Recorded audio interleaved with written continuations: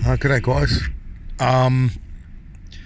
I've had a girl come into the workshop asking how to set the folding mirrors up. She called me last night. I'm like, yeah, I'll bring it in. I'll go through your vehicle settings and set the mirrors up. This car was left for a long time without a battery in it.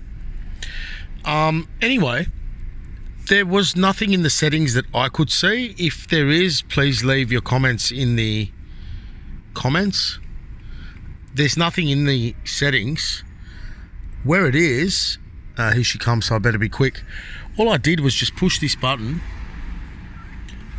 undo it, and then turn the car off, open the door, shut the door. That's all right, it's done. The door I'll have a look at now. But yeah, no, that's it. I hope that helps. Bye. Also, this mirror was loose. This mirror was loose until I activated that, and now it's caught its place. It was loose yesterday when I saw it, and I put a little bit of gaffer there, but now it's not loose anymore.